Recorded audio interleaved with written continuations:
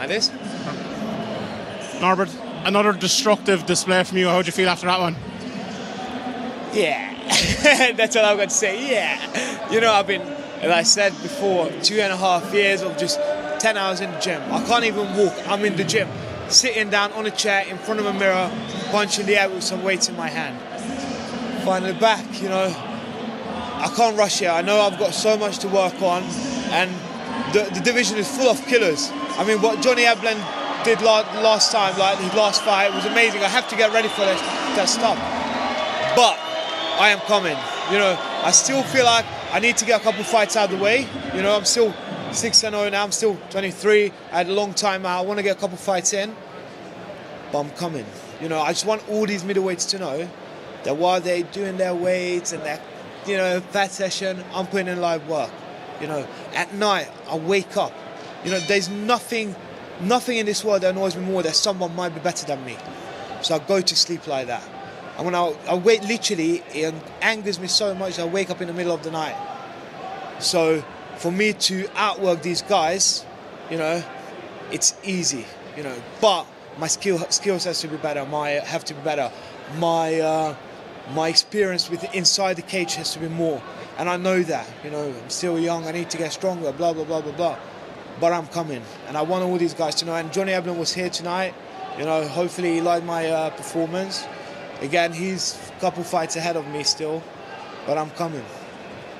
Do you think these people don't realise how good you are? Yeah, I think most people don't know, because most people don't see me. You know, they just see me here do my thing. But I wrestle with elite guys. I do jiu-jitsu with some of the best, literally with the number 5 ranked guy in the world. You know, these are and I've like just all the jiu-jitsu guys.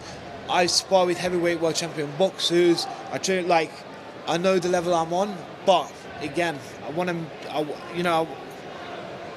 don't want to rush things. I want to make sure that I am improving on a level where I can compete with these guys and perform like this every single time. I mean, this guy was 35 fights veteran with 26 fights and only 26 wins and only 9 losses. I know the level I'm on, but I still got work to do. You mentioned Johnny Eblen. How do you feel you match up with him? Because I feel a lot of people see you and they think, oh, this guy's a great striker, but don't realise the actual wrestling and grappling background that you have. My daddy was a wrestler. Yeah. No, listen, I've been wrestling since I was, 2.5. So I've got videos of me as a kid wrestling. I can wrestle. Since I was 14, I haven't been wrestling as much. So maybe on that level, Johnny Eblen's got that little ahead of me, but I know I can keep up with these wrestlers. I really rate him, to be fair. He's good everywhere, but the best skill that he's got is his work ethic and his cardio. He's got great cardio, and you can see that in his last fight. So every single session, I know that I have to up my cardio. So when I come up against him, I can match that. And I believe that I get pretty good at work last times. I want all the cardio machines, so I know I'm up there. But again, as I said, I need to get better. You know, would Johnny beat me? I don't know. I'm being honest. I know that my wrestling is very good, but he's a legit guy. That he's a world champion, and that pisses me off so much. That he's got a chance against me. All these guys who's got a little chance, it pisses me off. So every night, tomorrow I'm going to have some food, but after I'm going to be back at the gym training. You know, I'm not going to take time for. I live a fight life. You know, all these guys, I'll go home, my girlfriend, my this and that. No, I spend 10 hours at the gym. My family's away from me. I don't have nothing else in my life but fighting. I live a fight life. And I think that's one of the biggest differences between me and a lot of the other fighters. Last question from me. We're in February 2023 now. When will you be a world champion? I know you're talking about getting a few fights and getting up to that level, but when's it going to happen, do you think? Give us a date. Good question. This year, I want to have 2 more fights in. Probably not world title challenge, but I want to have 2 more fights in. And then maybe after start hunting the top 10 guys. Maybe 1 more fight and then hunt the top 10 guys. So maybe even next year. I wouldn't be surprised. I really know that I'm improving so fast that people don't see that. So I just need some more Dagestani wrestlers in the UK because they can't get visas. That's all I need. Some more Dagestani. So if any Dagestani wants to come to the UK and train, Any American wrestlers, that would be amazing. You know, we got elite striking, we got world-class jits, you know, and as I said, like, my dad was a wrestler. He coached me. My head coach is the most underrated coach in MMA, in my opinion. I mean, he's got WBC. He's got multiple WBC world champions. One of them is a WBC heavyweight world champion in boxing. He's got ADCC champion, and he's been a black belt for over 20 years. And he qualified for Olympics in Greco-Roman wrestling. And they're just, you know, and then. That's the guy who's there with me every single day, putting time to me. So I know that I can get these guys. But again, as I said, I don't want to rush it. That would be very silly of me to do. So, yeah. Thank you, guys. Norbert, congratulations on a beautiful performance. Yeah, I'm sorry. Cheers, thank you. Congratulations on a beautiful performance. That was spectacular. You most recently signed a new contract with Bellator, right? And they're giving you, you know, a lot of hype pre-fight. They were all talking about you and the Joker. Do you feel the love from the company as well? Oh yeah, 100%. 100%. I'm looked after. Bellator is really looking after me, and I really like the company. I've got nothing bad to say. You know, I'm here now, and I'm just hoping they're going to start putting more promotion out with me. You know, but other than that, hats off to Bellator. They always put on amazing shows, and they really are looking after me. So I've got nothing to say. Nothing to say. That's all. Yeah, so we have Gegard Mousasi, Fabian Edwards coming up. We just had Johnny Ablin and Tokov, so something is happening in this division. Do you think maybe a tournament is coming up in 2024? Ooh, that would be nice, like a little money. And it's a clear road to the title, right? Yeah, I mean, definitely. It's, as I said before, it's full of killers. That division is full of killers. I mean, do you not think Johnny Ablin would beat Pereira? I truly believe that Johnny Ablin would beat Pereira. So it's full of killers. If it's 2024, I'm happy. The more time I've got to improve, the more chances I've got. And as I said before, I go to sleep angry that someone might be able to beat me. That nothing angers me more, nothing pisses me off more than someone maybe being able to beat me. That just, yeah, I've got goosebumps now, I'm sweating, I'm getting angry just from the fact, you know. So the more time I've got until the tournament, the better in a way.